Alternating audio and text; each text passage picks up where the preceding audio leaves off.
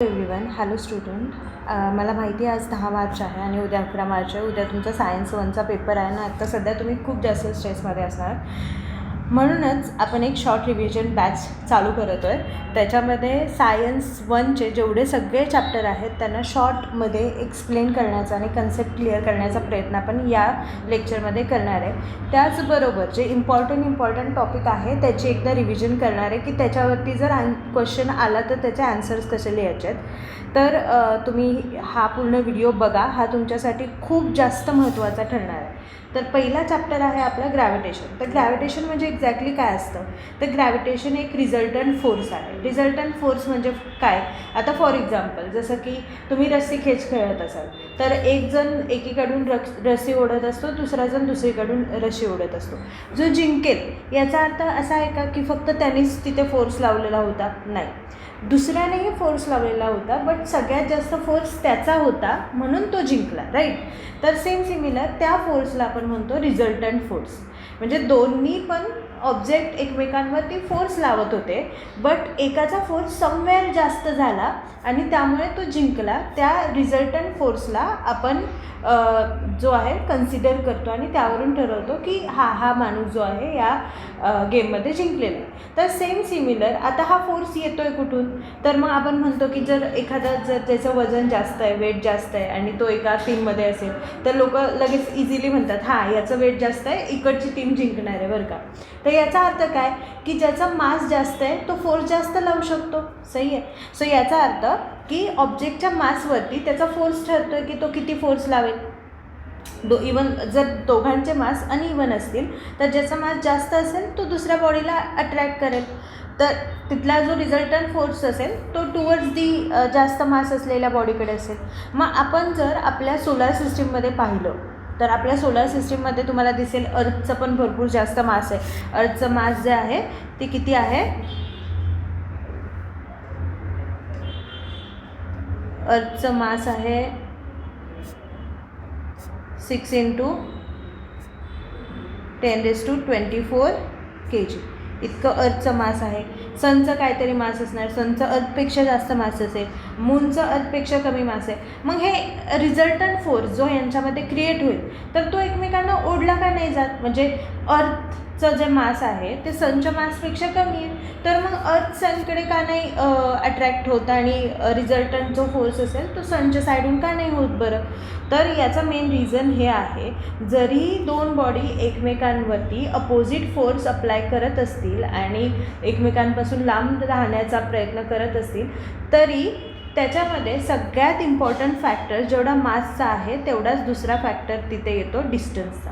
म्हणजे मास आणि डिस्टन्स हे दोन इम्पॉर्टंट फॅक्टर आहेत जे की रिझल्टंट फोर्स डिसाईड करतात. आता ग्रॅव्हिटेशनल फोर्स म्हणजे एक्झॅक्टली काय, ग्रॅव्हिटेशनल फोर्स म्हणजे असा रिझल्टंट फोर्स जो की दोन बॉडींमधून, जे दोन बॉडी एकमेकांवरती लावतात त्याच्यामधून आपल्याला फाइंड आउट होतो. आता ग्रॅव्हिटेशनल फोर्स फक्त अर्थकडेच आहे असं आहे का, नाही. ग्रॅव्हिटेशनल फोर्स हा सगळ्यांकडे, मूनकडे त्याचा ग्रॅव्हिटेशनल फोर्स आहे, अर्थकडे त्याचा आहे, सनकडे त्याचा आहे. प्रत्येक जे ऑब्जेक्ट आहेत त्याचा त्यांचा रिझल्टंट एक ग्रॅव्हिटेशनल फोर्स क्रिएट होत आहे. पण ते डिफर कशावरती होतात आहेत, तर त्यांच्या डिस्टन्समुळे ते डिफर होतात आहेत. ओके.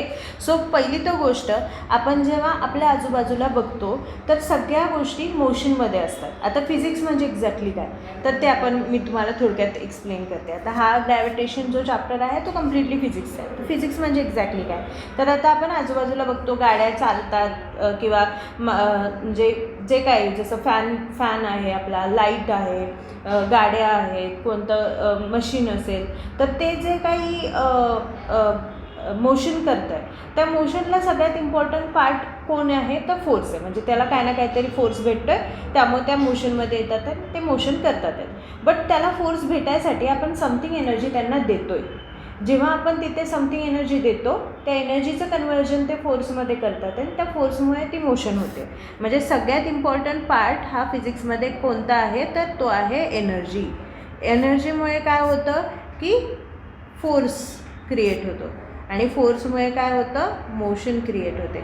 आता फोर्स कशावरती कम्प्लिटली डिपेंड असतो, तर मासवरती डिसाईड होतं की तिथे किती एनर्जी इन्व्हेस्ट होईल आणि तो किती फोर्स अप्लाय करेल. फोर्स अप्लाय केल्यानंतर ना तो किती स्पीडने जाऊ शकतो पुढे. तर या सगळ्या गोष्टी ज्या आहे त्या मासवरती डिफाईन होतात आपल्या फोर्सच्या बाबतीमध्ये. ओके, आता आपण बघूयात ग्रॅव्हिटेशनल फोर्स म्हणजे एक्झॅक्टली काय. आता ग्रॅव्हिटेशनल फोर्सच्या ह्या चॅप्टरमध्ये तुम्हाला इम्पॉर्टंट कोणत्या गोष्टी आहेत, तर त्या आहेत ग्रॅव्हिटेशन आणि त्याचं explanation. Kepler's law most important आहे, लास्ट इयर आला नव्हता, यावर्षी नक्की येणार आहे. म्हणजे ॲक्सिलरेशन ड्यू टू ग्रॅव्हिटी, जो स्मॉल जी म्हणतो आपण, तो एक्झॅक्टली काय आहे, फ्री फॉल काय आहे, escape velocity, Newton's universal. In short सगळ्याच यातलं मोस्ट इम्पॉर्टंट आहे. याच्यावरती न्यूमेरिकल खूप कमीदा देतात एक्झाममध्ये, बट मोस्टली आपल्याला याच्यातलं डिफरन्स बिटवीन सेंट्रिफ्युगल फोर्स विचारलं जाईल किंवा ग्रॅव्हिटेशनल फोर्सची डेफिनेशन विचारली जाईल, नाहीतर केप्लर्स लॉ एक्सप्लेन करायला लावेल, फ्री फॉल आपल्याला एक्सप्लेन करायला लावतील, व्हेरिएशन इन जी हे याच्यावरती क्वेश्चन आला तर येईल. हे इम्पॉर्टंट गोष्टी आहेत या चॅप्टरमध्ये. स्टार्टिंगला त्यांनी काय सांगितलं आहे की व्हॉट इज अ ग्रॅव्हिटेशन, हे एक्सप्लेन करताना ते आपल्याला सांगतात की तुम्ही जर बघितलं तर ॲपल जे आहे ते टुवर्ड्स दी सेंटर, अर्थच्या सेंटरकडे जाताना आपल्याला दिसतं. ते कुठे इकडे तिकडे असं व्हर्टिकली किंवा दुसरीकडे कुठे ॲपल पडताना दिसतं आहे का. जर झाडाचं ॲपल खाली पडत असेल तर डिरेक्टली ते व्हर्टिकली जे आहे टुवर्ड्स दी अर्थच्या सेंटरकडे जाताना दिसतं. तर असं काय, कारण की जो फोर्स अप्लाय होतो आहे, जे मास आहे ते मास जे आहे त्या अर्थच्या सेंटरमध्ये, तर मास अर्थच्या सेंटरमध्ये आहे, त्यामुळे जो रिझल्टंट फोर्स अप्लाय होतो आहे, म्हणजे सपोज ॲपल काय ना काहीतरी, आता एक ॲपल आहे इथं, ओके, आता हे ॲपलचं पण काय ना काहीतरी मास आहे, तर ते पण काय ना काहीतरी फोर्स लावणार. आता हे आहे अर्थ, ओके, अर्थचं मास खूप जास्त आहे, तर ते पण काय ना काहीतरी फोर्स अप्लाय करणार. आता याचं मास जास्त आहे म्हटल्यावरती हे काय करणार, फोर्स जास्त अप्लाय करणार, याचा फोर्स थोडासा कमी पडणार. मग त्यामुळं हे इकडे टुवर्ड्स दी सेंटर जे आहे ॲपल पडतं. आता नेक्स्ट जे आहे ते एक्सप्लेन ते करताना काय एक्सप्लेन करतात की फोर्स आणि मोशन म्हणजे एक्झॅक्टली काय आहे त्याच्याविषयी बोलताना त्यांनी सेंट्रिपिटल आणि सेंट्रिफ्युगल फोर्सचं सांगितलं आहे. सेंट्रिपिटल म्हणजे there are a different kind of force. आता हा ग्रॅव्हिटेशनल फोर्स म्हणजे एक रिझल्टंट फोर्स आहे की बाबा जेव्हा दोन ऑब्जेक्ट एकमेकांवरती फोर्स लावतात आहेत तेव्हा एकाचा कोणाचा तरी फोर्स जास्त होतो आहे आणि मोशन त्या बाजूला होते, त्यामुळे तिथे तो ग्रॅव्हिटेशनल फोर्स म्हणून आपण कन्सिडर करतो आहे. पण फोर्स हा वेगवेगळ्या पद्धतीचा असतो, म्हणजे इलेक्ट्रिकल फोर्स असू दे किंवा आपण जो मेकॅनिकल फोर्स असू दे, सेंट्रिपिटल फोर्स आहे, सेंट्रिफ्युगल फोर्स आहे, मॅग्नेटिक फोर्स आहे, इलेक्ट्रोमॅग्नेटिक फोर्स आहेत, असे भरपूर सारे फोर्स आहेत जे की वेगवेगळ्या पद्धतीचे आहेत. तर त्यातला सेंट्रिपिटल आणि सेंट्रिफ्युगल फोर्स म्हणजे काय, तर सेंट्रिपिटल आणि सेंट्रिफ्युगल फोर्सचं एकदम स्मॉल एक्झाम्पल द्यायला गेलं तर तुम्ही जेव्हा असं घाटातून जात असता तेव्हा काय होतं, तुम्ही घाटातून सपोज तुमची गाडी अशी जात असेल तेव्हा तुम्ही टुवर्ड्स द या साईडला झुकता असं, ओके, आणि जेव्हा तुमची गाडी घाटातून या साईडला जात असेल तर तुम्ही टुवर्ड्स ह्या साईडला झुकता. म्हणजे तुमची बॉडी या साईडला फोर्स अप्लाय करत असते जेव्हा इथे असता, तुम्ही या साईडला फोर्स अप्लाय करत असते जेव्हा इथे असता, आणि तुम्ही जर जेव्हा इथे असता तेव्हा तुमची बॉडी या साईडला फोर्स अप्लाय करत असते. तर आपली बॉडी अशी फोर्स का अप्लाय करते बरं, नक्की काय होत असतं, तर जेव्हा कुठलाही ऑब्जेक्ट इथून जातो आहे तेव्हा तो समथिंग अशा सर्क्युलर मोशनमधून जातो आहे, ओके, सर्क्युलर मोशनमधून जातो आहे. आणि सर्क्युलर मोशनमधून जात असताना कुठल्या पण बॉडीला एक फोर्स असतो जो सेंटरकडे ओढत असतो,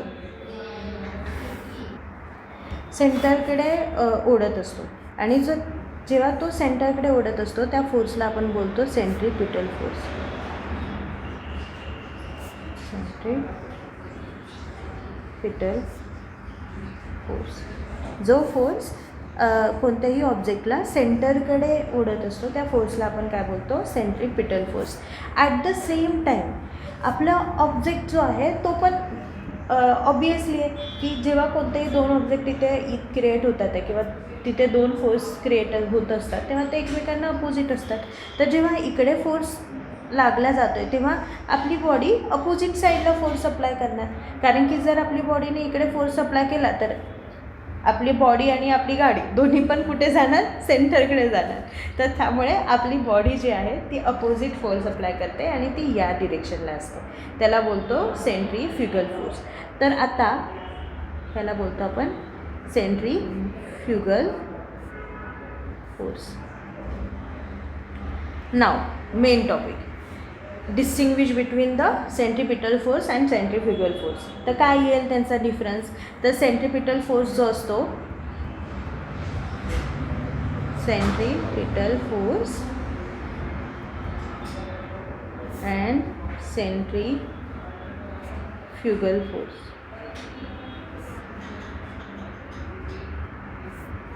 सो काय डिफरन्स येईल? फर्स्ट डिफरन्स काय येईल? Centripetal force, the force applied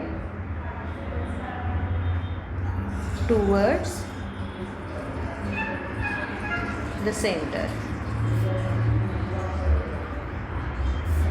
And what is centrifugal force? The force applied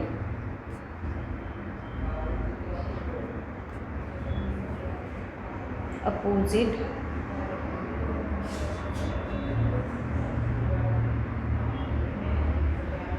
to the center. Okay.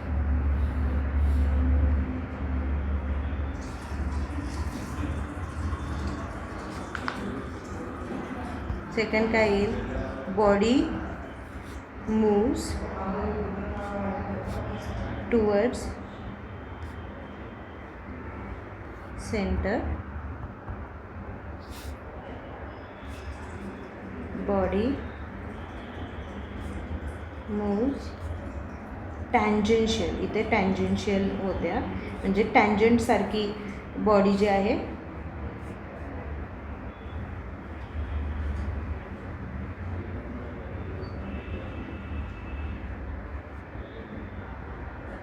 Direction. Okay, हा झाला सेंट्रिपिटल फोर्स आणि सेंट्रिफ्युगल फोर्सचा मेन डिफरन्स. जर तुम्ही याच्यामध्ये बॉडी म्हणजे आपल्या बुकच्या एक्सप्लेनेशनमध्ये पाहत असाल तर तिथे दिलेलं आहे तुम्हाला. एक सेकंड, मला बघू द्या.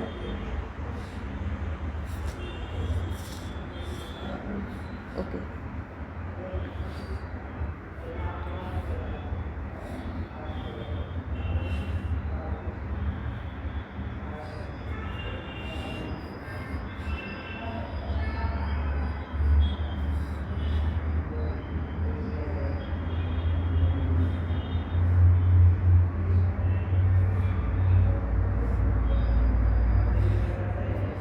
तर याच्यामध्ये बघितलं तर बघा, पहिल्या एमध्ये हा फोर्स सेंटरकडे लागतो आहे, तर याला काय बोलणार आपण? Centripetal force. म्हणजे जेव्हा आपण फोर्स लावायचं बंद केलं तर ते डायरेक्ट सेंटरकडे येणार. आता इथे नक्की फोर्स लावला कुठे जातो आहे? म्हणजे फोर्स इथं लावला जातो आहे, इथं लावला जातो आहे सेंटरकडे, का कुठे लावला जातो आहे? फोर्स जो आहे तो इथं लावला जातो. जेव्हा लगोरी अशी म्हणजे ते रस्सीला असं इथं हे बांधतात आणि जेव्हा फिरवत असतात तर आपण पहिल्यांदा थोड्या वेळासाठी असं फिरवतो आपण हाताने इथं फोर्स लावायला ट्राय करतो. बट आफ्टर सम टाईम आपण फोर्स नाही लावला तरी ते गोल गोल गोल गोल गोल गोल फिरत असतं. तर त्याचं मेन रिझन काय आहे? इवन दो आपण त्याला इथून फोर्स लावायचा बंद केला तरी पण हे जे आहे मोशन करत राहतं. तर त्याचा मेन रिझन काय आहे? कारण की तिथे सेंट्रिपिटल फोर्स कंटिन्युअसली आता ॲक्ट व्हायला लागतो, जो की टुवर्ड्स दी सेंटर असतो. असा वर्क करतो तुमचा सेंट्रिपिटल फोर्स. आता सेंट्रिफ्युगल फोर्स कसा वर्क करतो? तर सेंट्रिफ्युगल फोर्स जो आहे ते away from the centre act होतो. So away from the centre act होत असल्यामुळे जेव्हा सेंट्रिफ्युगल फोर्स एक्झॅक्टली ॲक्ट होतो ना, तेव्हा तो दगड डिरेक्टली असा टँजेन्शियली मूव्ह होऊन त्या म्हणजे सर्क्युलर मोशनमधून बाहेर पडतो. तर त्याला बोलतो आपण सेंट्रिफ्युगल फोर्स. ओके, आता सेंट्रिपिटल फोर्स कुठे कुठे ॲक्ट होतो? तर सेंट्रिपिटल फोर्स जो आहे तो मूनवरती ॲक्ट, म्हणजे जो आपला नॅचरल सॅटेलाईट आहे मून, तर त्याच्यावरती, म्हणजे आपली अर्थ जी आहे ती सेंटर थ्रू त्याच्यावरती काही ना काहीतरी रिझल्टंट फोर्स अप्लाय करते आणि मून ही त्याचा समथिंग जो काही ग्रॅव्हिटेशनल फोर्स आहे तो अर्थवरती अप्लाय करते. बट आणि त्यांच्यामध्ये जो डिस्टन्स आहे त्या डिस्टन्समुळे काय झालं आहे की आता ते मून जो आहे तो रिव्हॉल्व करतोय आणि नॅचरली करतोय, त्याची एक ऑर्बिट क्रिएट झालेली आहे. Okay, so this is the reason why moon is revolving around the earth आणि विथ द कॉन्स्टंट स्पीड. तिथं काय क्रिएट होतं, तुमचं एक कॉन्स्टंट स्पीड क्रिएट होतं. जर मूनचं थोडंसं जरी स्पीड इकडे तिकडे झालं तरी मूनवरती सेंट्रिफ्युगल फोर्स जास्त ॲक्ट होणार सेंट्रिपिटल फोर्सपेक्षा आणि तो मून त्याच्या ऑर्बिटमधून बाहेर पडणार टँजेन्शियली.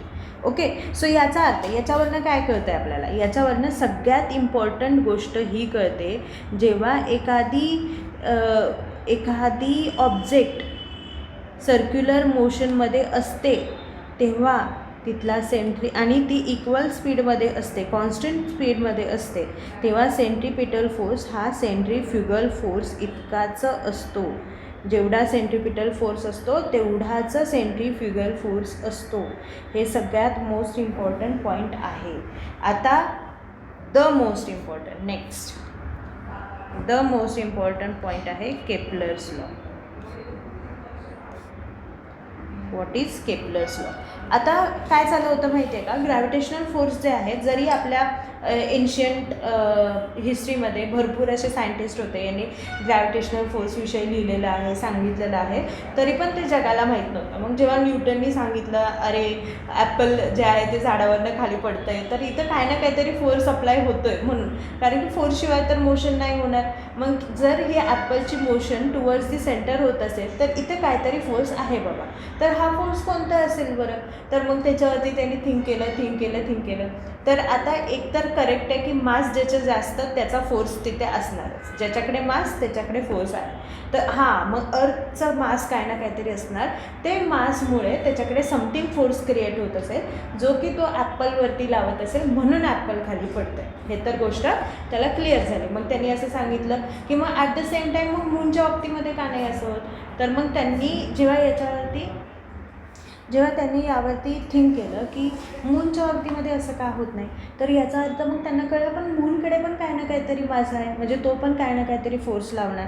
मग त्याच्यावरून त्यांनी एक जे रिझल्ट जो आहे तो क्रिएट केला की याचा अर्थ प्रत्येक बॉडीकडे त्यांचं इंडिव्हिज्युअल मास आहे, तर ते प्रत्येक बॉडी एकमेकांवर काय ना काहीतरी फोर्स अप्लाय करत असणार अट्रॅक्ट करण्यासाठी. पण ते अट्रॅक्ट का नाही होत, कारण की कोणत्या तरी बॉडीचं मास कमी असेल आणि कोणत्या तरी बॉडीचं मास जास्त असेल.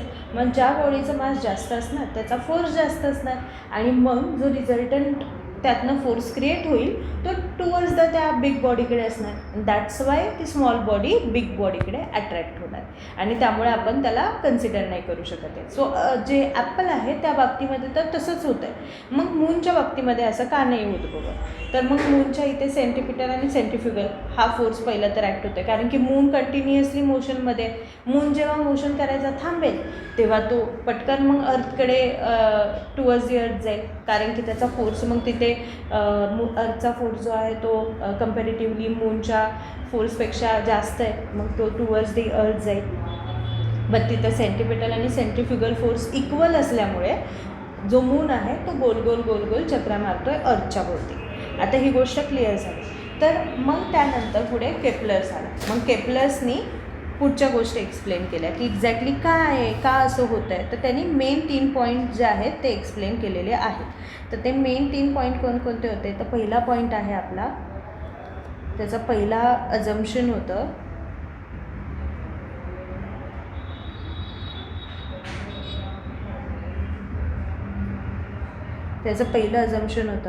की त्याचा फर्स्ट केपलर्स लॉ असा होता की the orbit of a planet is an ellipse, म्हणजे जे प्रत्येक प्लॅनेटची जी ऑर्बिट आहे ती इलिप्टिकल आहे.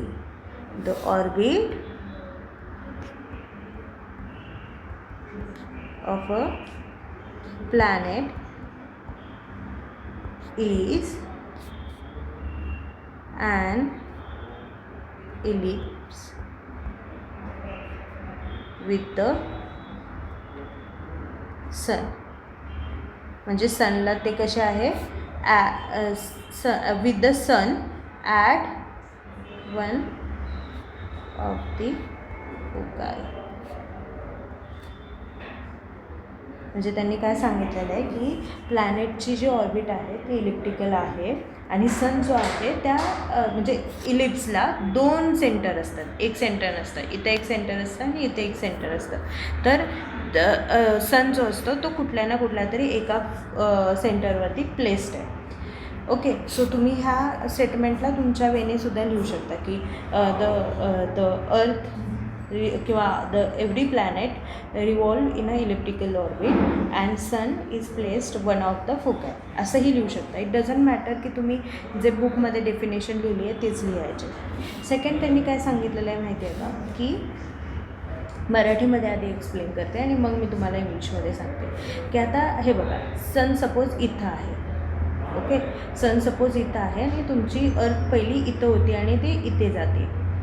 ओके, आता तुम्ही बघितलं असेल की कधी कधी जे आहे ते दिवस मोठा असतो, रात्र छोटी असते, कधी कधी रात्र छोटी असते, दिवस मोठा असतो. तर याचं मेन रिझन काय असतं की अर्थ आणि सन हे किती डिस्टन्सवरती आहे यावरती या सगळ्या गोष्टी डिफाईन होतात. आता सपोज अर्थ जर सनच्या जवळ असेल तर मग सनचं एक्सप्लोजर जास्त असणार अर्थवरती आणि मग त्यामुळे काय होतं की दिवस जो आहे तो मोठा होणार. आता त्याचऐवजी जर अर्थ लांब असेल सनपेक्षा, जसं की इथं असेल अर्थ, तर मग त्यावेळेस काय होणार, जे एक्सप्लोजर असणार आहे सनचं ते कमी असणार, त्यामुळे ते रात्र मोठी असणार, दिवस छोटा असणार. आता ॲट द सेम टाईम तुम्ही जर बघितलं तर इथून इथपर्यंत यायचं डिस्टन्स आपल्याला या इमेजमध्ये जरी छोटं वाटत असेल ना तरी पण ते खूप जास्त मोठं आहे. म्हणजे तुम्ही विचार केला इथे हे इतकं जे डिस्टन्स आहे ना ते ॲज कम्पेअर टू एवढं असतं. हेच ह्या इलिप्सचं सगळ्यात मोठी कॅरेक्टरिस्टिक आहे की हे जरी तुम्हाला इथे छोटं लहान वाटत असेल तरी ॲक्च्युली त्याचं डिस्टन्स आणि इथलं डिस्टन्स हे इक्वलच आहे. आणि डिस्टन्स इक्वल आहे, अर्थचं जे रिव्हॉल्युशनचं जे स्पीड आहे ते इक्वल आहे, म्हणजे त्याचा स्पीड इक्वल आहे, डिस्टन्स पण इक्वल आहे,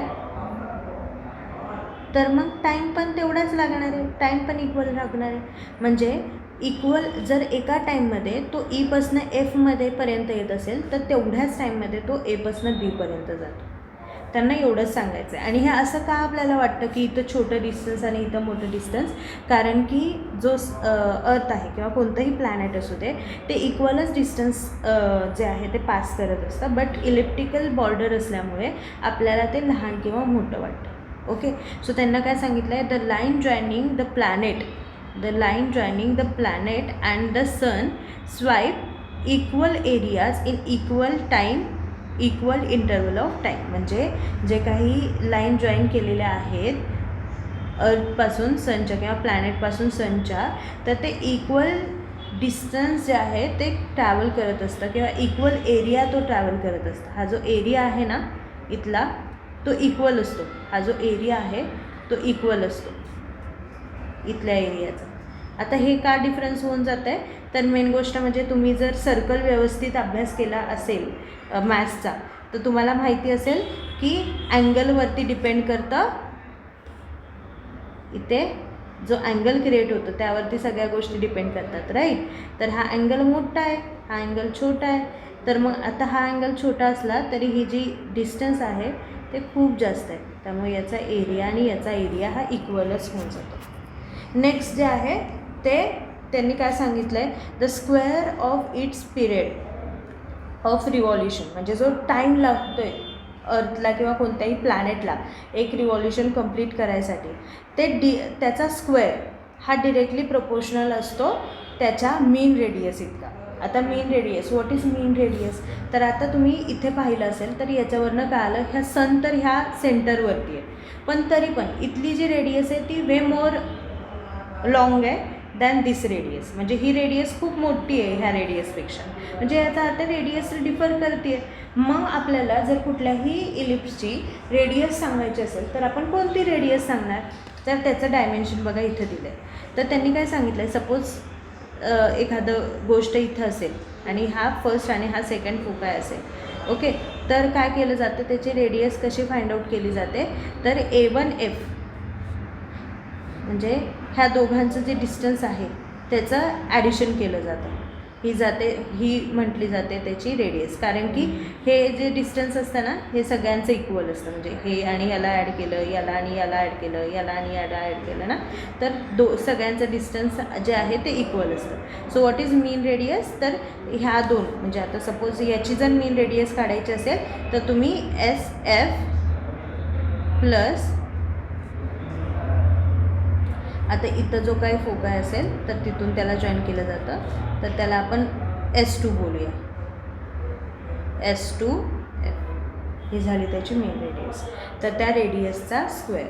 सो इथे थर्ड याच्यामध्ये काय सांगितलं आहे की तुमचा पूर्ण रिव्हॉल्युशनसाठी जो काही एका रिव्हॉल्युशनसाठी टाईम लागतो आहे त्याचा स्क्वेअर हा डिरेक्टली प्रपोर्शनल असतो मेन रेडियसच्या क्यूब इतका. तर आता हा जो प्रोपोर्शनॅलिटी साईन काढायचा असेल तर आपण काय करणार, इथे के वापरतो R क्यूब, आणि मग K constant K is equal to काय येतो तर T²/R².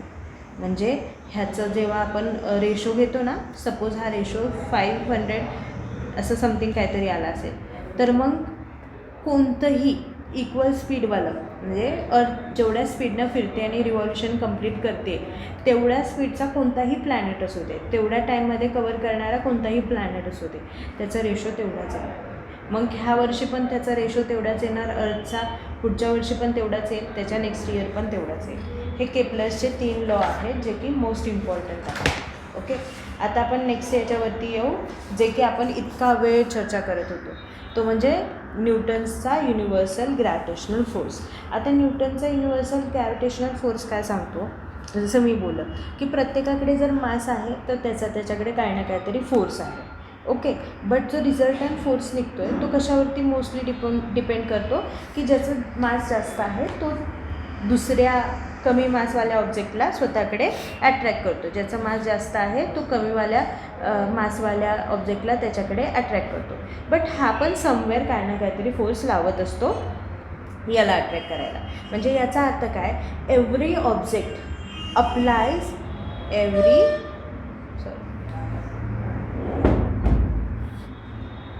every object applies a force on every second object,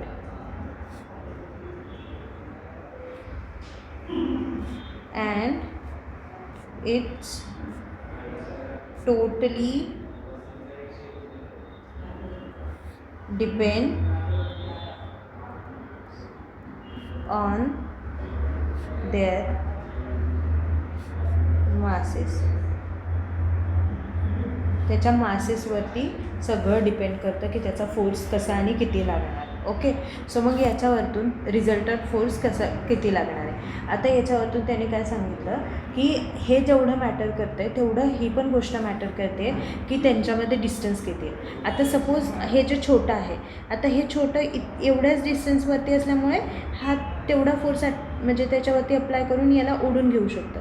but तोच जर ऑब्जेक्ट एवढ्या लांब असेल तर होईल का ते अट्रॅक्शन, रिझल्टंट फोर्स क्रिएट होईल का, नाही, रिझल्टंट फोर्स क्रिएट होऊच नाही शकणार. म्हणजे फॉर एक्झाम्पल एखादी छोटी गोष्ट खूप लांब असेल आणि एखादी मोठी गोष्ट खूप लांब असेल तर तेवढा जरी त्याचा फोर्स तो अप्लाय करत असेल तरी तो तेवढा त्याचा फोर्स त्याच्यातनं जो निघणारा रिझल्ट आहे तो तेवढा जास्त स्ट्रॉंग नसूच शकणार आहे जेवढा आपल्याला पाहिजे. तर याचा अर्थ जेवढा मासवरती तो फोर्स रिझल्टंट फोर्स डिपेंड करतो आहे तेवढा सेकंड गोष्टीवरती करतो आहे ते म्हणजे त्याच्यामधला डिस्टन्स. ओके, आणि न्यूटनने तेच सांगितलेलं आहे की every object apply a force on every second object.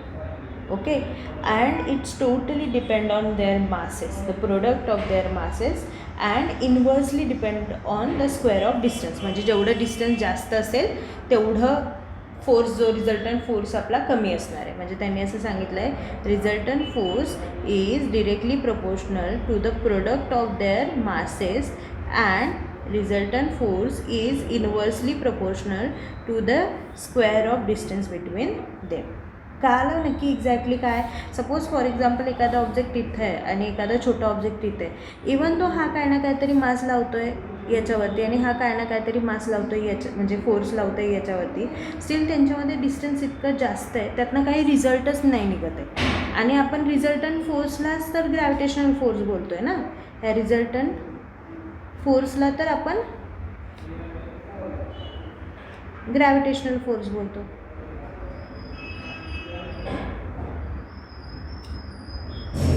पण इथं कुठला फोर्सच अप्लाय होत नाही. रिझल्टंट फोर्सच नाही निघत आहे डिस्टन्स जास्त असल्यामुळे. त्यामुळे इथे कुठला ग्रॅव्हिटेशनलच फोर्स होत नाही. म्हणून त्यांचं असं सांगणं आहे की जेवढं मास जास्त असेल तेवढा फोर्स जास्त असणार. ॲट द सेम टाईम जेवढं डिस्टन्स जास्त असेल तेवढा फोर्स कमी होतो आहे. So that's why force is inversely proportional to the square of distance between them and directly proportional to the product of their masses. मग आता यावरून काय होईल, आपण ह्या दोन्ही इक्वेशनला एकत्रित पण मांडू शकतो. कसं तर F is proportional to m1 into m2 upon d square असं. आता याचं प्रपोर्शनॅलिटी साईन काढू शकतो आपण. इथे G ग्रॅव्हिटेशनल कॉन्स्टंट म्हणून m1 into m2 upon d square. हे झालं ग्रॅव्हिटेशनल फोर्सचं इक्वेशन. हे तुम्ही सगळीकडे यूज करणार आहे ग्रॅव्हिटेशनल फोर्सचं इक्वेशन.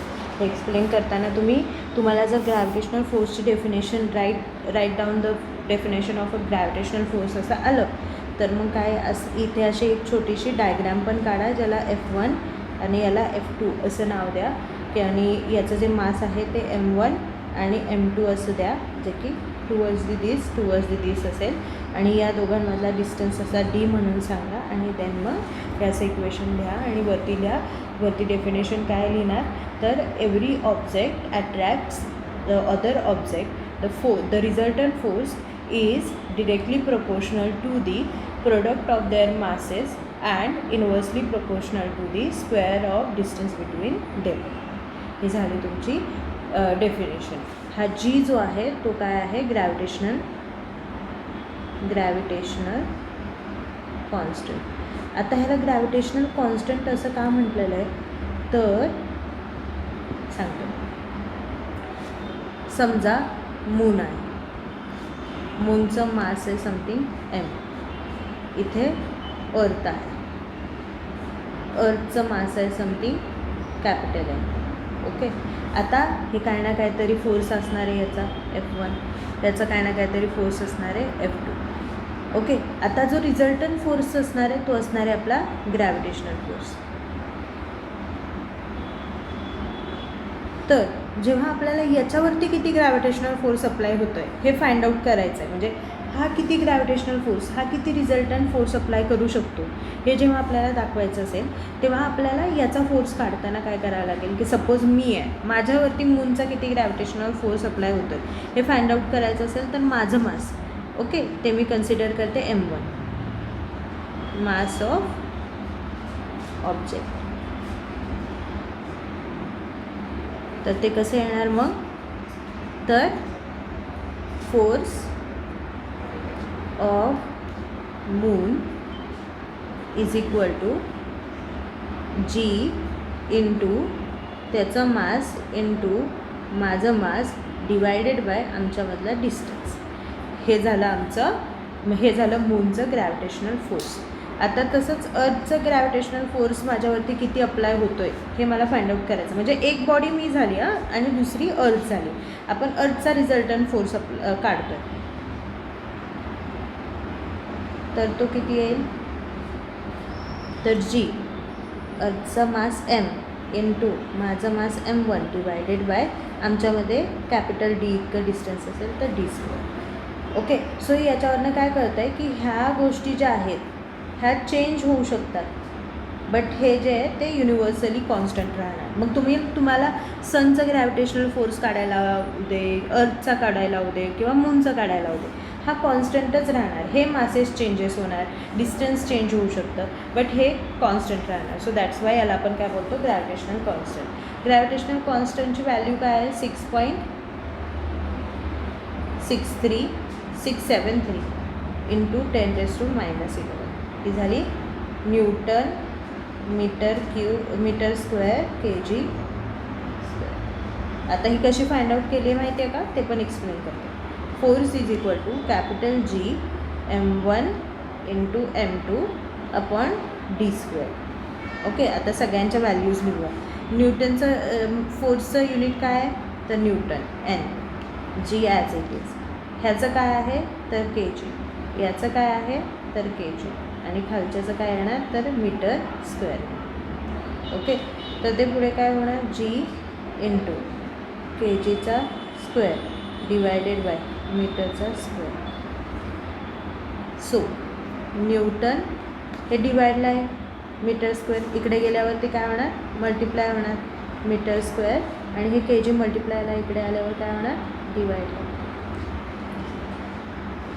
कायला कसं फाइंड आउट केलं आपण युनिट जीचं, तर हे असं आहे जीचं युनिट. आता नेक्स्ट आपण बघणार आहे की हे ॲक्च्युली एक्झामला येत नाही बिलकुलच, आणि तुम्हाला पुढे पण येत नाही, तर रिवाईज करण्यात काय पॉईंट नाही आहे.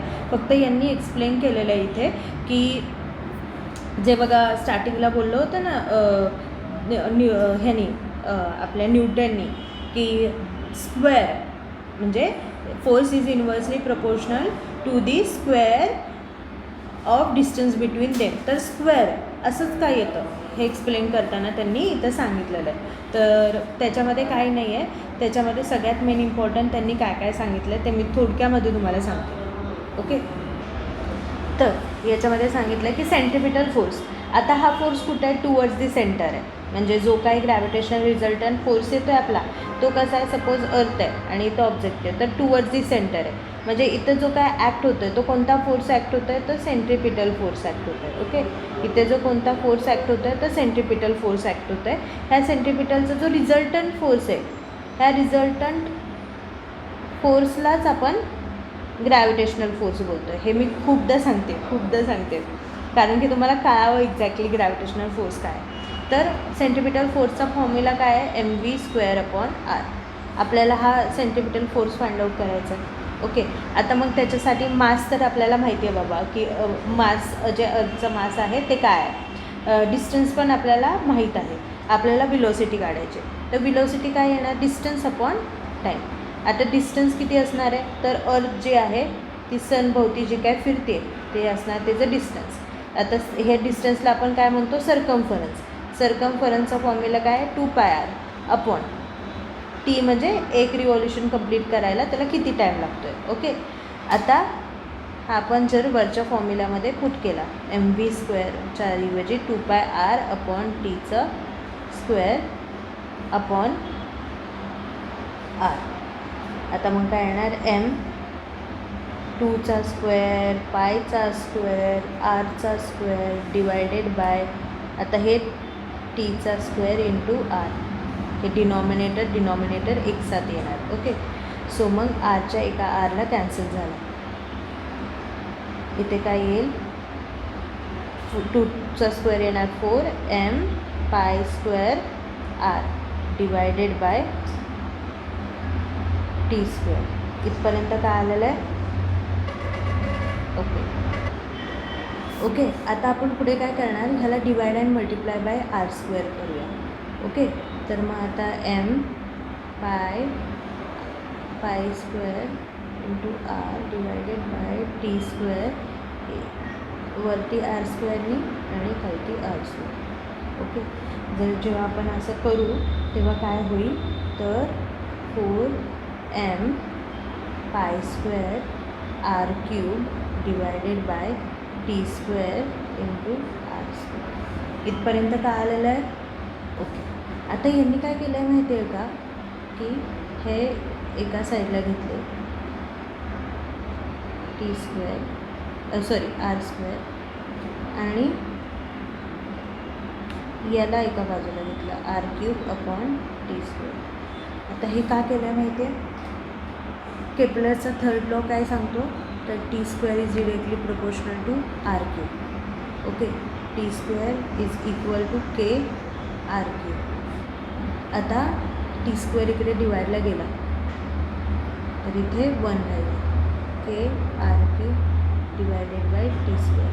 आता हे के इथे मल्टिप्लायला इकडे गेल्यावर डिवाइड होईल. 1/k is equal to R cube upon T square. ही व्हॅल्यू तुम्हाला इथे दिसते R cube upon T square.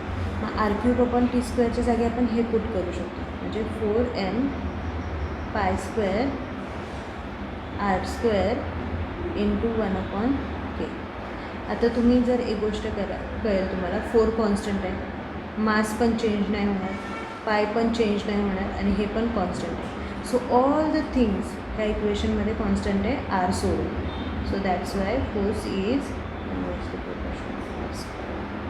आलं हे का कॉन्स्टंट आहे आणि कसं येतं आहे ते. ओके, आणि मग force is equal to constant into 1/r². So हे फक्त एक एक्सप्लेनेशन होतं ज्याच्यामध्ये तुम्हाला सांगायचा प्रयत्न केलेला. आता लो टाईड्स आणि हाय टाईड्स ह्याच्यावरती ॲक्टिव्हिटीमध्ये आला क्वेश्चन तर येईल. तर लो टाईड आणि हाय टाईड काय असतात, तर एक्झॅक्टली की आपलं जे अर्थवरती जे वॉटर आहे तर ते वॉटर नेहमी फ्लो करत असतं, म्हणजे ते काही ना काहीतरी त्याची मुवमेंट होत राहत असते. आता ही जेव्हा मुवमेंट होत राहत असते ना, तर त्यावेळेस तिथलं एक पर्टिक्युलर मास आहे ते वॅरी करतं, आणि ते जेव्हा वॅरी करतं तेव्हा मून जो अर्थवरती ग्रॅव्हिटेशनल फोर्स ॲक्ट करतो आहे तो पण वॅरी करायला लागतो, आणि त्यामुळे तिथे त्याचा जो फोर्सचा इफेक्ट आहे रिझल्टंट फोर्सचा, म्हणजे सपोज आता अर्थ इथं आहे आणि मून इथं आहे, तर जेव्हा आता हे वॉटर असेल तर याच्यामधला डिस्टन्स कमी होऊन जाणार, मग हे टूवर्ड्स दी सेंटरकडे खेचायला प्रयत्न करणार मून, आणि मग हे पाणी असं आत आत आत आत आतमध्ये जाणार, मग इथे होणार लो टाईड क्रिएट. आता त्याचऐवजी मून जेव्हा लांब जाईल, म्हणजे मून आता इकडे गेला आहे, मून इथे आहे, ओके, मूनचं इथल्या पाण्यावरती काय ॲक्ट होतं आहे का, नाही, मग त्यावेळेस हे टुवर्ड्स द सेंटरकडे अर्थच्या अट्रॅक्ट होणार, कारण इथे मूनच नाही आहे फोर्स अप्लाय करायला. मग टुवर्ड्स द सेंटर आला की मग इथे तयार होणार लो टाईड. ओके, जेव्हा मून इथं होता, परत एकदा सांगते,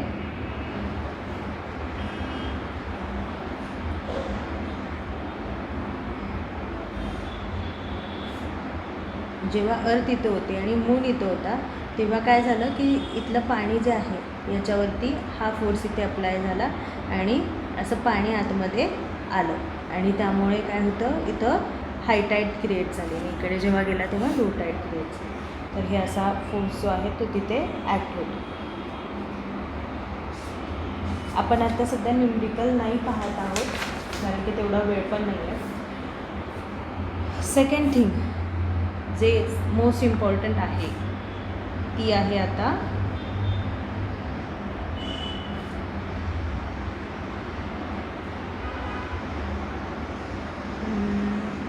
कुठलं पेज येते, आय थिंक आपण खूप पुढे गेलो आहे का, हां इथे आहे, इथे आहे.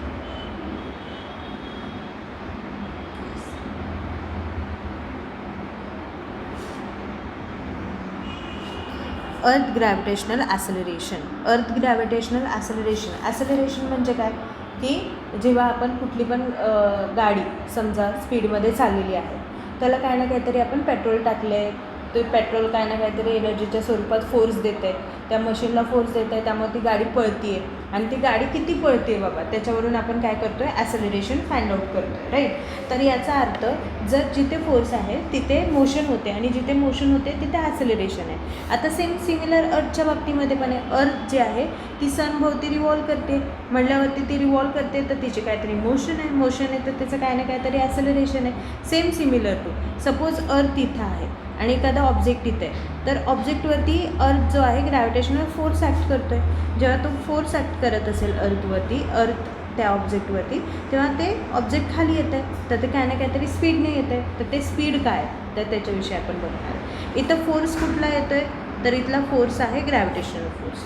Okay, so first of all फोर्सचा फॉर्म्युला काय, मास इंटू ॲसेलरेशन. आता इथल्या ॲसेलरेशनला आपण कन्सिडर काय करतो आहे स्मॉल जी, आणि इथल्या मासला आपण कन्सिडर काय करतो आहे तर जे काही ते ऑब्जेक्ट हे ॲसेलरेट करतं आहे ना, ऑब्जेक्टवरती ते जे काय फोर्स ॲक्ट होतो आहे तो, तर त्या ऑब्जेक्टचा मास असणार आहे.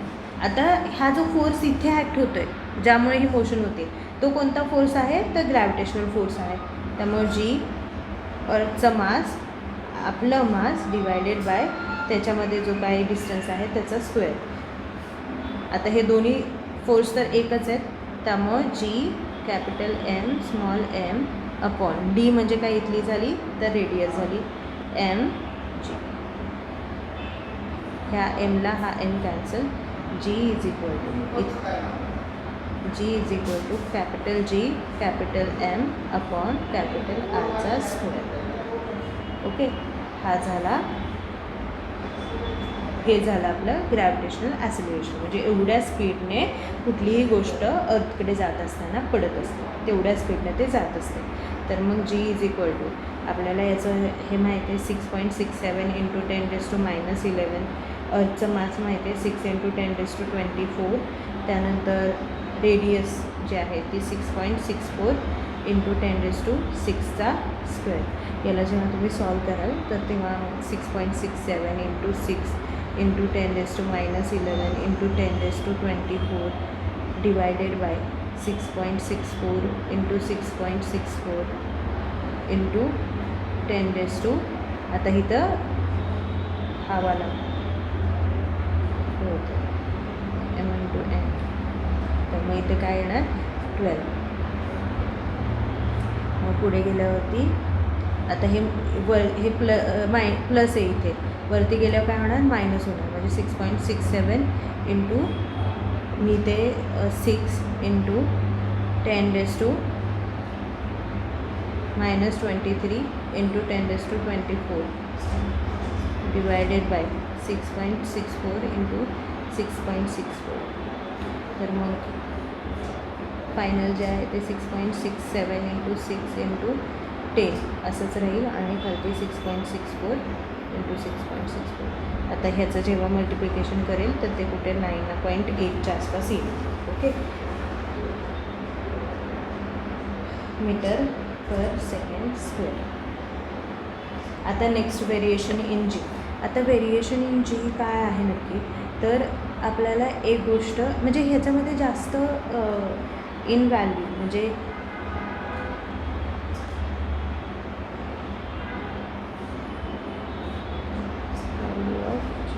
याच्यामध्ये काय वेगळं असं काही नाही आहे.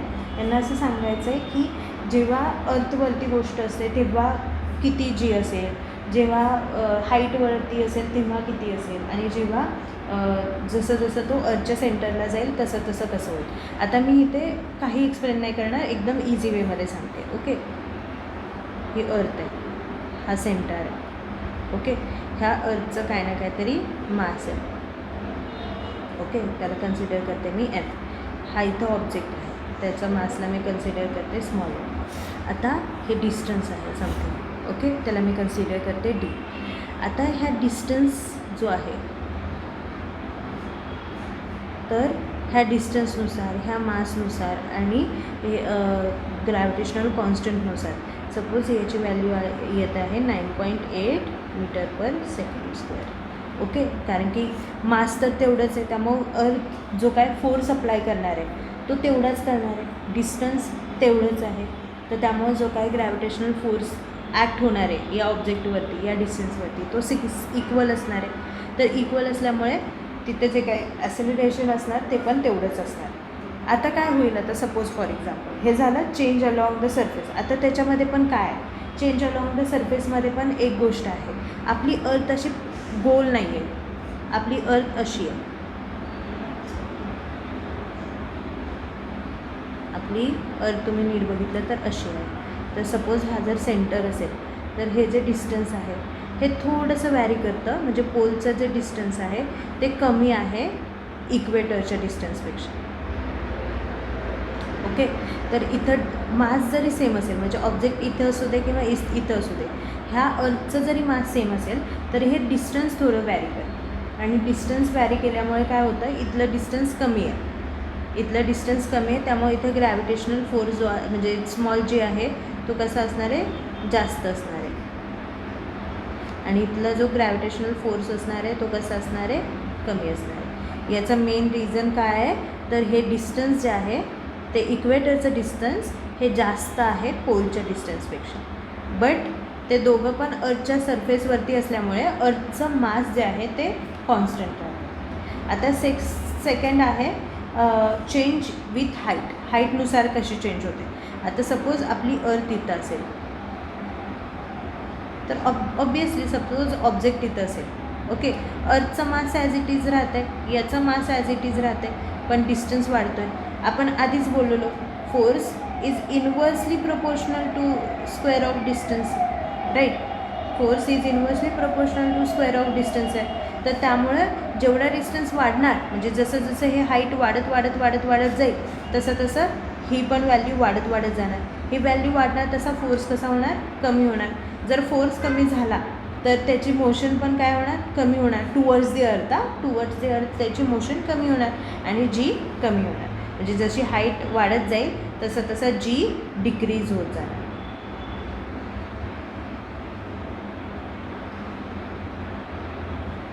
आता आपण बघूया टुवर्ड्स दी सेंटरवाला चेंज विथ द डेप्थ. आता तुम्ही म्हणाल इथं तर डिस्टन्स कमी होतो आहे, याचा अर्थ इथं जी वाढणार. डिस्टन्स कमी होतो आहे म्हटल्यावरती जी वाढेल आपला, पण नाही, इथं तसं होत नाही. त्याचं मेन रिझन सांगते, हे कोणी तुम्हाला सांगितलं नसेल. असं का होतं तर जेव्हा एखादा ऑब्जेक्ट इथं आहे तेव्हा त्या अर्थचं मास हे ॲज इट इज सगळंच्या सगळं कन्सिडर केलं जातं आहे, ओके. त्यामुळे ह्याचा मास m राहतं आहे, याचा r जे आहे ते ॲज इट इज r² होतं आहे. आता सपोज ऑब्जेक्ट इथं आलं तर ऑब्जेक्ट इथं आहे आणि आता अर्थचं सरफेस असं झालं त्याच्यासाठी, तर याचा मास काय झालं, कमी झालं, m2 कमी झाला आणि डिस्टन्स पण कमी झाला. बट m2 जो आहे तो खूप जास्त कमी होणार कारण की इथलं सगळं मास कमी होणार, हे सगळं मास डिक्रीज होणार, ओके. सो जसं अर्थच्या आतमध्ये जात जाईल तसं हे सगळं मास डिक्रीज होत जाईल आणि न्यूमरेटर कमी झाल्यामुळे फोर्स कमी झाल्यामुळे इथलं ॲक्सेलरेशन कमी होणार. कळालं. सो म्हणजे जेव्हा कोणताही ऑब्जेक्ट अर्थच्या सेंटरकडे जात जाईल तेव्हा पण जी जो आहे तो कमी होत जाणार आणि सेंटरला जी 0 असणार. ग्रॅव्हिटेशनल ॲक्सिलरेशन सेंटरला 0 असेल. जसं ते सरफेसकडून डेप्थकडे जात जाईल तसं जी कमी होत जाईल. तसंच जसं ते हाईट वाढत जाईल तसं ग्रॅव्हिटेशनल ॲक्सिलरेशन कमी होत जाणार. आता what is difference between mass and weight. आता मास आणि वेटमध्ये डिफरन्स काय आहे तर मास आणि वेटमध्ये मेन डिफरन्स हा आहे की मास म्हणजे आपल्या बॉडीमध्ये जेवढे काय पार्टिकल आहेत त्या पार्टिकलचं जेवढे काय अमाऊंट ऑफ ऑब्जेक्ट प्रेझेंट आहे आपल्यामध्ये त्याला आपण म्हणतो मास ही स्केलर क्वांटिटी आहे. आता याच्यावरती पण डिफरन्सिएशन येतं तुम्हाला मास आणि वेट. तर पहिलं तर गोष्ट mass is a scalar quantity म्हणजे काय तर ती कुठेही असू दे, कोणत्याही डिरेक्शनला असू दे. तुम्ही माउंटनवरती असा, तुम्ही अर्थच्या सरफेसवरती असा, तुम्ही मूनवरती जावा, कुठेही जावा, तुम्ही सनवरती नका जाऊ, मूनवरती जावा, कुठेही जावा, तुमच्या बॉडीमध्ये जेवढं ऑब्जेक्ट प्रेझेंट आहे त्या ऑब्जेक्ट प्रेझेंट म्हणजे जेवढे पार्टिकल्स आहेत तुमच्या नसा, रक्त, जेवढं काय प्रेझेंट आहे त्याचं जे काय मास आहे ते मास सेमच राहणार ना तुम्ही कुठे जरी गेला तरी. तर जेव्हा कुठलाही ऑब्जेक्ट कुठेही जाऊ दे किंवा कुठल्याही डिरेक्शनला जाऊ दे ते डिरेक्शन त्याच्यावरती मॅटर नाही करत, त्याची क्वांटिटी डिरेक्शननुसार चेंज नाही होत, अशा क्वांटिटीला आपण स्केलर क्वांटिटी म्हणतो. आणि वेट इज काय असणार आहे, वेक्टर क्वांटिटी.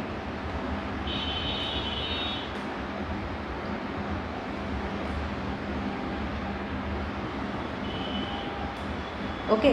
सेकंड काय आहे तर mass is the amount of object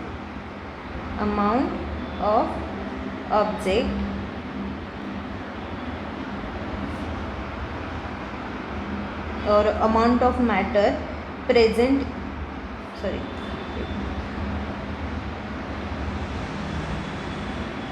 amount of matter present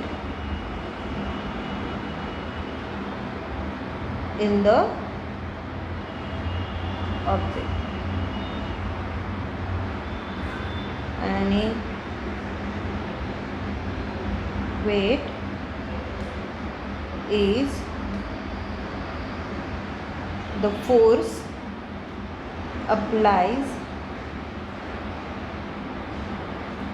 on that object or mass. त्या मासवरती किती फोर्स अप्लाय होतो आहे त्याला आपण म्हणतो वेट. सो थर्ड काय येईल, mass is always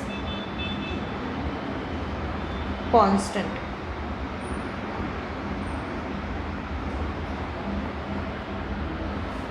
weight vary with the force applied on it. कळलं? तर आणि लास्ट फोर्थ काय डिफरन्सिएशन घ्याल की मासचं युनिट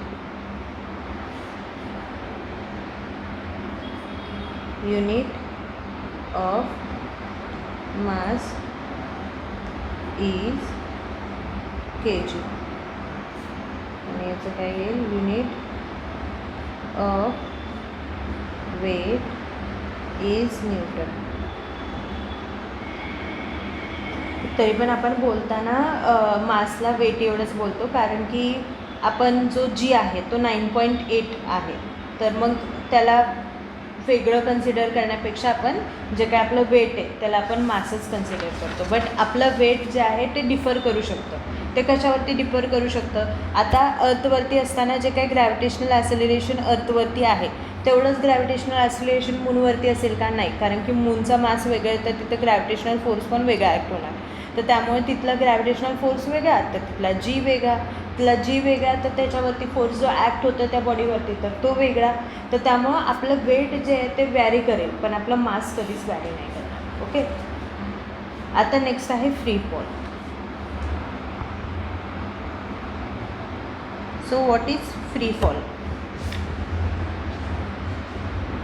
तर फ्री फॉल म्हणजे काय की आपल्या आता सपोज एखादा कागद, तुम्ही एखादी बिल्डिंग आहे, ओके, आणि ह्या बिल्डिंगवरती तुम्ही उभा आहात आणि तुम्ही इथनं काय केलं, कागद फेकला खालती असा. तर कागद जर तुम्ही गोळा गोळा गोळा गोळा करून फेकला तर मे बी लवकर पोचेल. जर कागद तुम्ही असा फेकला तर तो हळूहळू हळूहळू हळू जात जात जात पोचेल. आता तुम्ही म्हणाल की हा कागदाचा मास तर सेमच आहे, तरी पण हा कागद फास्ट पडतो आणि हा कमी पडतो आहे का? कारण की जेव्हा आपण हा गोळा करतो तेव्हा याचा सरफेस एरिया काय होतो आहे, कमी. अर्थ जे काय ग्रॅव्हिटेशनल फोर्स याच्यावरती ॲक्ट करते किंवा इथली हवा जी काय ॲक्ट करते ते एवढ्याशाच एरियावरती ॲक्ट करू शकणार आहे. त्यामुळं अर्थचा ग्रॅव्हिटेशनल फोर्स जास्त असल्यामुळे तो डिरेक्टली खाली जातो आहे, कारण की हे जे काय हवा ह्याच्यावरती फ्रिक्शनल फोर्स ॲड करते ते खूप मिनिमल असणार आहे. बट त्याचऐवजी तुम्ही इथं बघितलं तर हवा इकडनं पण ॲक्ट करेल, इथं पण करते, इथं पण करते, इथे पण करते. तर इथे जो फ्रिक्शनल फोर्स आहे तो खूप जास्त होतो आहे, तर त्याचा इफेक्ट जो आहे याच्या स्पीडवरती येतो आहे. ओके, म्हणजे ग्रॅव्हिटेशनल फोर्स जो आहे तो ट्रूली ॲक्ट नाही होत आहे, तर दुसरे पण फोर्स ॲक्ट होतात आहे, म्हणजे रिझल्टंट फोर्स आपल्याला प्रॉपर असा नाही भेटत आहे. ओके, आता what is a free fall? Free fall is a concept where gravitational फोर्सशिवाय दुसरा कुठला फोर्स तिथे ॲक्टच नाही होत आहे. म्हणजे सपोज एखादे असं रूम असेल, तिथे त्या रूममध्ये कोणताच कोणतंच बाकीची हवा नाही, काय नाही, काहीच नाही, दुसरा कोणता फ्रिक्शनल फोर्सच नाही आहे. तिथं जो काय आहे तो ग्रॅव्हिटेशनल फोर्स आहे. तर तिथे तुम्ही जे चेंडू जेव्हा खाली येईल, तर तो चेंडू जो बॉल जेव्हा खाली येईल तर तिथे जो काय फोर्स त्या बॉलवरती ॲक्ट होतो आहे आणि त्यामुळे तो खाली पडतो आहे, त्या फोर्सला किंवा त्या ॲसिलरेशनला आपण फ्री फॉल असं बोलतो. ओके, सो जे फ्री फॉल आहे ते ट्रू फ्री फॉल कुठे असतं तर व्हॅक्यूममध्ये असतं. ओके. फ्री फॉल तर नॉर्मली तुम्ही सगळीकडेच बघाल, पण ट्रू फ्री फॉल तुम्हाला कुठे दिसेल तर ते व्हॅक्यूममध्ये, जिथे कुठलाच ग्रॅव्हिटेशनल फोर्सशिवाय दुसरा कुठलाच फोर्स अवेलेबल नाही, तिथे आपण फ्री फॉल असं बोलतो. आता आहे ना, तुम्ही एक गोष्ट बघत असाल की हे न्यूमेरिकलमध्ये खूप इम्पॉर्टंट आहे. ओके. जेव्हा तुम्ही एखादा दगड जेव्हा वरती फेकता तेव्हा जी जो आहे तो मायनस कन्सिडर केला जातो, मायनस घेतो आपण, म्हणजे जीची व्हॅल्यू जे आहे -9.8 घेतो. आणि ते जेव्हा खाली पडत असेल तो दगड तेव्हा जीची व्हॅल्यू आपण +9.8 घेतो. तर असं का? कारण की जेव्हा दगड वरती जात असतो ना, तर दगडाला आपण समथिंग फोर्स आपण हाताने अप्लाय केलेला आहे. ओके. जो की अपोज करतो आहे ह्या ग्रॅव्हिटेशनल फोर्सला. तर तो अपोज करतो आहे म्हणूनच तो काय ना काहीतरी वरती जातो आहे ना, वरती जातो आहे, त्याचं ॲसेलरेशन दाखवतो आहे. It is opposed to the gravitational force. The acceleration which is opposite to the gravitational force, that's why आपण इथं मायनस घेतो. जेव्हा दगड खाली पडत असतो ना, तेव्हा त्याची मोशन जे आहे त्याच्यावरती जो काय फोर्स ॲक्ट होतो आहे तो कम्प्लिटली ग्रॅव्हिटेशनल फोर्स ॲक्ट होतो आहे. त्यामुळं तिथे जे काय ॲसेलरेशन आहे ते ट्रू ग्रॅव्हिटेशनल ॲसेलरेशन आहे, त्यामुळे तिथे आपण पॉझिटिव्ह घेतो. ओके. आता याच्यामध्ये त्यांनी ना न्यूटनचे 3 इक्वेशन्स दाखवलेले आहेत, ज्याच्यामध्ये पहिलं जे आहे v = u + at, v = u + at. आता जेव्हा दगड वरतून आपण खाली टाकतो आहे तेव्हा पहिल्यांदा त्याचं जे काय इनिशियल व्हेलॉसिटी आहे ती कशी आहे, 0 आहे. त्यामुळं ते इक्वेशन तयार कसं होणार, g × t. त्यानंतर दुसरं इक्वेशन आहे s = u², आता मला आठवतच नाही आहे ते equation, so sorry, I am so bad in remembering the equations. So इथे येणार g_t² आणि v² = u² + 2as असं असतं. तर त्यातला u² 0 असल्यामुळे इथे 2gs असं तयार होईल. आता हे उलटं कधी होणार, जेव्हा आपण दगड खालतून वरती फेकू तेव्हा u जो आहे तो तुमचा समथिंग असेल. म्हणजे हे कसं होतं माहिती आहे का, तर सपोज तुम्ही इथं उभा आहात. ओके. तुम्ही उभा आहात इथे आणि तुम्ही जेव्हा असं दगड वरती फेकला सपोज, तर आता वरती फेकला तेव्हा इथे काय ना काहीतरी तुम्ही व्हेलॉसिटी लावली, त्यामुळे तुमचा u समथिंग काहीतरी आहे. ओके. 5, 2 काही ना काहीतरी तुमचा आहे तुमचा u. आता हे अपोज करतो आहे दगड, ग्रॅव्हिटेशनल फोर्सला अपोज करतो आहे, डिस्टन्स वाढत गेला, पण कधी ना कधीतरी त्याचा फोर्स संपून जाईल, कारण की तो अपोज करण्यामध्येच त्याचा फोर्स सगळा इन्व्हेस्ट करतोय आणि एक पॉईंट असा येईल त्याचा सगळा फोर्स संपून जाईल. तर तेव्हा तो इथे स्टॉप होईल आणि मग आता याचा सगळा फोर्स संपल्यावरती जो कॉन्टिन्युअसली फोर्स ॲक्ट होतो आहे तो ग्रॅव्हिटेशनल फोर्स ॲक्ट होईल आणि मग तो दगड खाली पडेल. असं आपलं दगड जेव्हा आपण वरती फेकतो ना तेव्हा तो खाली कसा पडतो, पहिल्यांदा आपण फेकतो एका समथिंग फोर्सने, तो वरती जातो अपोज करत राहतो. एक पॉईंट येतो की जेव्हा त्याचा सगळा फोर्स संपतो तेव्हा v होऊन जातो 0 आणि मग त्याच्यावरती ग्रॅव्हिटेशनल फोर्स ॲक्ट होतो आणि तो दगड खाली पडतो. सो जेव्हा आपण दगड कोणताही, तुम्हाला असं आलं असेल की if you throw a stone with the force of 5 Newton and the velocity of 5 meter per second, then what is the force applied on the stone or something. तर त्यावेळेस याचा अर्थ काय, तर जेव्हा आपण दगड वरती फेकत असतो तेव्हा आपण तेव्हा तिथे u समथिंग काय ना काहीतरी असणार आहे, v तिथे 0 असणार आहे आणि फोर्स जो आहे तो वरती जाताना कमी होत जाईल. आता त्याचऐवजी जेव्हा दगड, आता इथं मोशन याची संपली वरती जातानाची, आता दगड खाली येतो आहे, दगड खाली येताना काय होणार, आता याच्यासाठी याचा u इथं असणार आहे जो की 0 झालेला आहे आणि जसं खाली येईल तशी त्याची व्हेलॉसिटी वाढत जाईल आणि v समथिंग काहीतरी असणार, 9.8 और जी काय असेल ती काय ना काहीतरी इथं v असणार. सो जेव्हा दगड खाली पडत असतो तेव्हा त्याची इनिशियल व्हेलॉसिटी नेहमी 0 असते, फायनल व्हेलॉसिटी काय ना काहीतरी असते. जेव्हा आपण दगड अपवर्ड फेकत असतो तेव्हा त्याची इनिशियल व्हेलॉसिटी काय ना काहीतरी असते, फायनल व्हेलॉसिटी 0 असते. हे सगळ्यात इम्पॉर्टंट ध्यानात ठेवायची गोष्ट आहे. आता आपण लास्ट टॉपिक याच्यातला, ग्रॅव्हिटेशनल पोटेन्शियल एनर्जी. सो आता मोस्ट इम्पॉर्टंट पॉईंट नंतरचा तो आहे ग्रॅव्हिटेशनल पोटेन्शियल एनर्जी, ज्याच्यावरती आपण एवढं सगळं बोलत होतो आत्तापर्यंत. आता तिथे कुठल्या तरी रिझल्टंट फोर्स जर अप्लाय होत असेल तर तिथे काही ना काहीतरी एनर्जी असणार. आता त्या एनर्जीला आपण पोटेन्शियल एनर्जी म्हणतो, म्हणजे त्याच्याकडे काही नाही तरी अर्थकडे काही ना काहीतरी पोटेन्शियल आहे, ते अप्लाय करते म्हणून तिथे फोर्स अप्लाय होतं आणि मोशन होतं आहे. त्यामुळं त्या एनर्जीला म्हणजे ते वर्किंग आहे का नाही, म्हणून त्या एनर्जीला आपण काय म्हणतो, पोटेन्शियल एनर्जी. ओके, लास्ट स्टँडर्डमध्ये आपण पोटेन्शियल एनर्जी आणि कायनेटिक एनर्जीचा डिफरन्स बघितला असेल. कायनेटिक एनर्जी म्हणजे जेव्हा तुम्ही पळताय, म्हणजे तुमच्यात जी एनर्जी आहे ती जेव्हा यूज होते मोशनमध्ये, कन्वर्ट होते फोर्स आणि मोशनमध्ये, तर त्याला आपण कायनेटिक एनर्जी म्हणतो. पोटेन्शियल म्हणजे जी तुमच्यामध्ये स्टोअर्ड आहे. आता अर्थकडे मास आहे म्हणून ती फोर्स अप्लाय करते, म्हणजे ते मास आहे याचा अर्थ ती त्याच्याकडे एनर्जी आहे, त्यामुळे आपण त्याला म्हणतो पोटेन्शियल एनर्जी.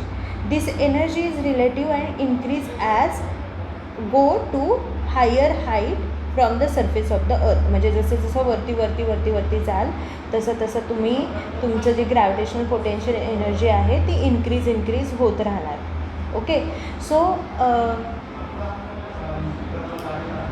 त्यांनी काय बोललं आहे, this energy is relatively increase as we go greater heights from the surface of the earth. We had assume that the potential energy of an object of a mass m at the height h from the ground mgh. कारण की असं का म्हटलं आहे, कारण की potential एनर्जीचा formula काय आहे, mgh. पोटेन्शियल एनर्जीचा फॉर्म्युला काय आहे, सो आता आपण बघणार आहे ग्रॅव्हिटेशनल पोटेन्शियल एनर्जीच्या विषयी, ज्याच्यामध्ये आपण हे बघितलेलं आहे की एनर्जी जी म्हणजे कोणती जर एनर्जी इन्व्हेस्ट नाही होते, तिथे मोशन नाही होतं, तर त्याला आपण पोटेन्शियल एनर्जी म्हणतो, की त्याच्यामध्ये तेवढं पोझिशन म्हणजे त्या पोझिशनला त्या स्टेटला त्याच्याकडे तेवढी एनर्जी आहे.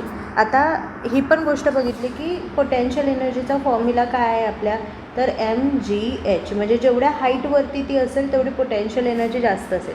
म्हणजे सपोज एखादी बॉडी आहे, ते एका त्याचं मास समथिंग m आहे आणि त्याची हाईट वरती ते असेल, जेवढी त्याची हाईट वाढत जाईल तेवढी त्याचं पोटेन्शियल एनर्जी पण इन्क्रीज होत जाईल.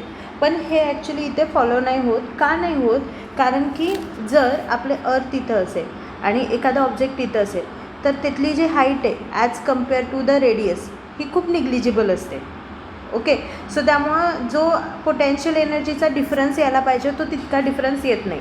पण तेच जर ऑब्जेक्ट वरती जायला लागला आणि आता इथे बघा, ह्या अर्थच्या रेडियसपेक्षा ह्या ऑब्जेक्टचं जे डिस्टन्स आहे हाईट ते वाढते आहे.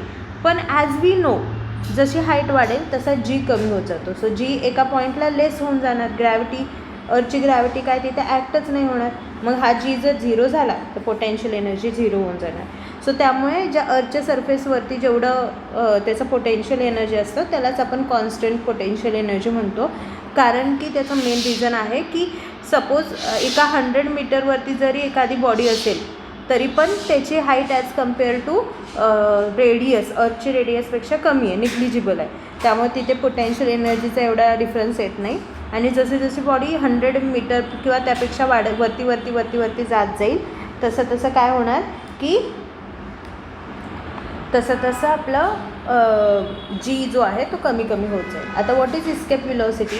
आता थोड्या वेळापूर्वी आपण जे डिस्कस केलं की जेव्हा तुम्ही बॉल जो आहे, सपोज तुम्ही बॉल थ्रो करताय, ओके, थ्रो करताना जेवढी तुम्ही व्हेलॉसिटी लावाल तेवढे ते हाईटवरती जातं. का, कारण की जी इनिशियल व्हेलॉसिटी सपोज तुम्ही 10 मीटर पर सेकंड एवढी लावली तर ते म्हणजे तेवढा तुम्ही फोर्स लावताय.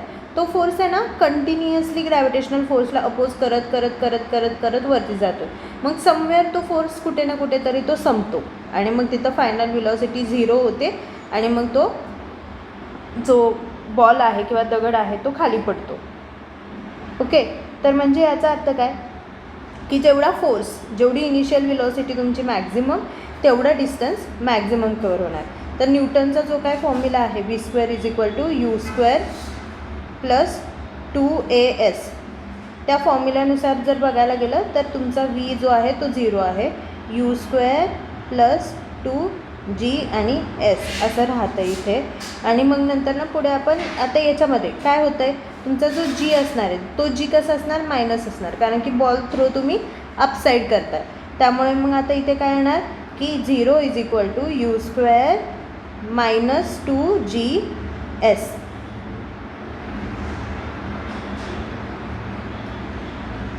ओके, आता हे प्लस आहे, ते मायनस आहे, तिकडे गेल्यावर काय होईल, प्लस होईल, is equal to you square.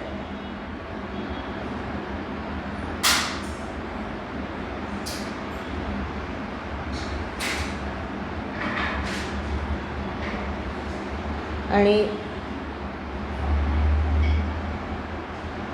S is equal to you square plus 2G. हे असं इक्वेशन क्रिएट होऊन जाईल. तर म्हणजे याचा अर्थ काय, जेवढी विलॉसिटी तुमची जास्त, इथं बुकमध्ये मिस्टेक झाली, त्यांनी मायनस दिले ते, जेवढी तुमची इनिशियल विलॉसिटी जास्त येईल तेवढं स्क्वेअर ऑफ डिस्टन्स, म्हणजे जेवढं स्क्वेअर ऑफ विलॉसिटी असेल तेवढं तुमचं डिस्टन्स मॅक्झिमम होत राहणार आणि मग तुमचं हाईट तेवढी इन्क्रीज होत राहील.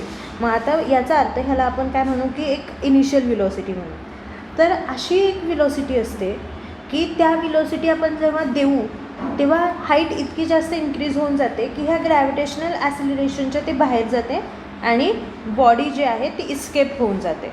सो त्या विलॉसिटीला, म्हणजे ती इनिशियल विलॉसिटी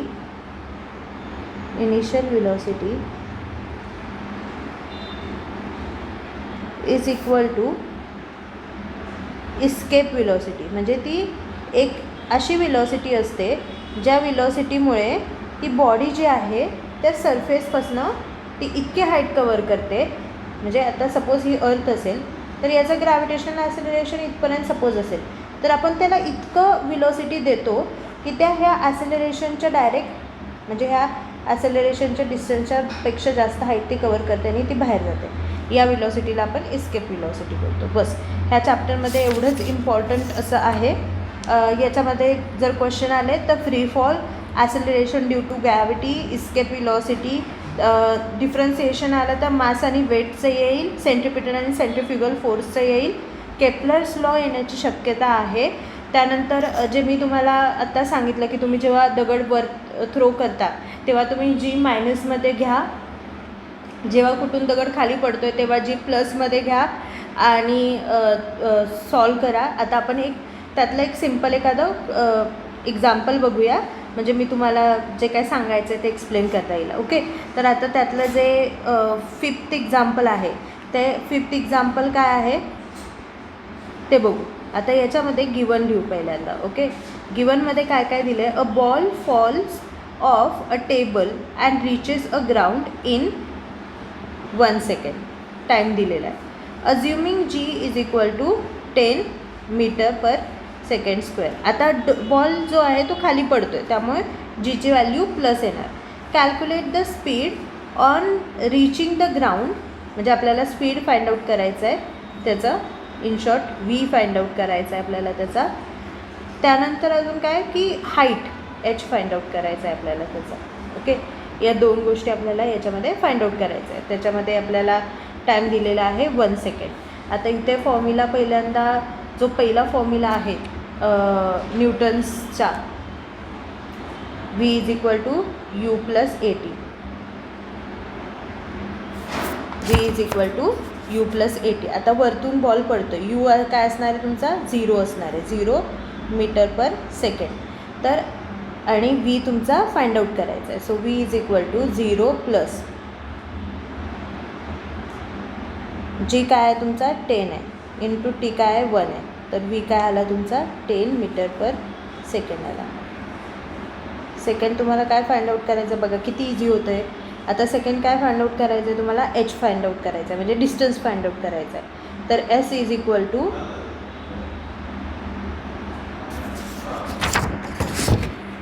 और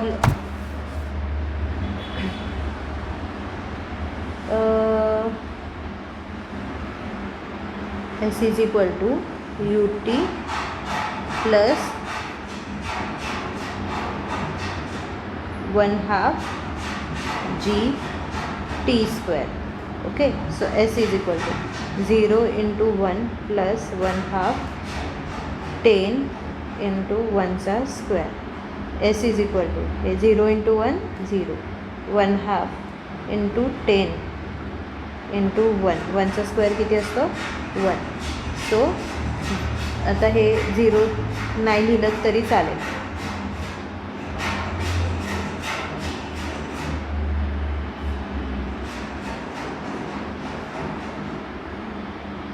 सो 1/2